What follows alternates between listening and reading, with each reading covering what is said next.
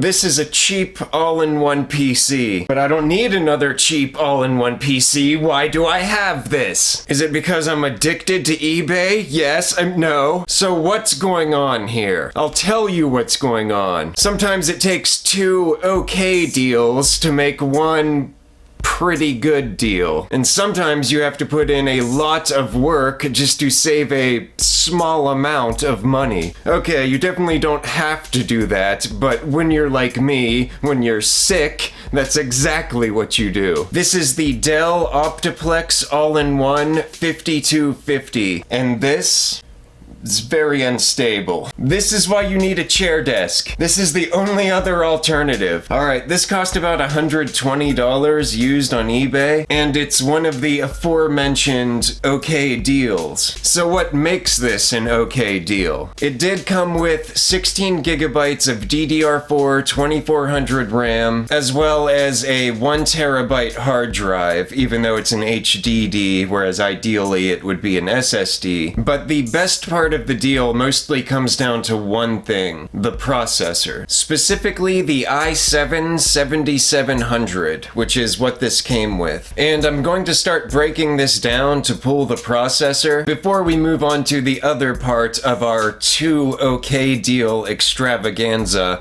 and the plan of what I intend to do with those two deals. Because that will also lead us into the next video that's coming up. Alright, I know there's a lot going on here, so bear with me. And also bear with chair desk. Okay, breaking open the case to pull the CPU. While the i7-7700 isn't a mind-blowing, incredible processor, it's probably overkill for basic web browsing, video playback, and everyday use. Which means it's largely wasted in an all-in-one PC that's designed for just that. It has 4 cores, 8 threads, and is clocked at 4.2 gigahertz turbo boost. And the CPU very frequently sells used on eBay for $100 just by itself. So to get an entire all-in-one PC with that processor for $120 really isn't bad at all. What I plan on doing is swapping out this processor with another eBay computer. Are you starting to see the addiction?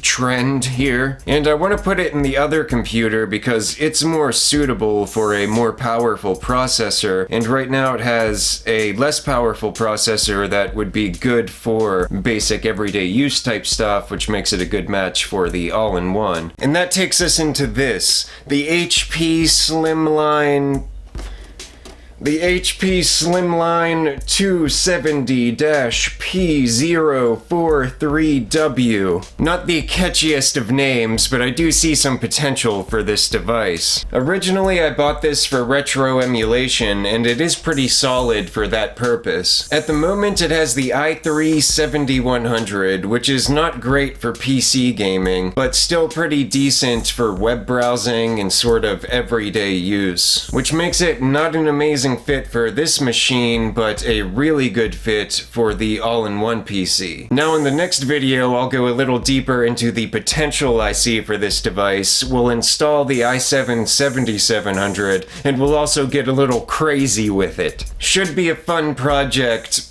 if it works, but that's next time. For now, we're just going to pull the processor from the Slimline and swap it into the 5250. I'm not sure what I'm going to do with the all-in-one itself. Once I have the new processor installed, I might try to sell it locally. Ideally, I could get $120 for it still, and essentially have gotten the Slimline processor upgrade for free, but I think probably around 100 is more realistic. I might get more though, especially because it came complete with a power cord as well as a Dell branded mouse and keyboard. It also came in a Dell cardboard box, surprisingly. It all looked like original packaging. But still, even if I only get 100 for it, the end result will essentially have been getting an i7-7700 for like 20 or 30 bucks. And even if I can't sell it, I can likely find a use for it, or give it away as a gift or something, which I'm sure someone would appreciate. So it definitely won't go to waste. And we're going to go ahead and move this processor over to the all-in-one, put everything back together real quick, and then we'll just test it out to make sure it's functional, which it should be fine. In the next video, if you're interested, I'm going to be upgrading the Slimline, hopefully for gaming, which means I'm going to have to put it in a form factor more suitable for holding a GPU and such, which will involve another used PC that I got from eBay, one I actually did a video on before, but I don't want to give too much away. I don't really know how that project's going to turn out. I'm going to be trying a lot of things I haven't done before, and a lot of things that aren't really meant to be done, so it very likely could turn into a fail video, which again, should be enticing to watch. But thank you for watching this video, I appreciate you tuning in. If you're interested in that next video, keep an eye out, because I'll probably release it even if it goes poorly, which it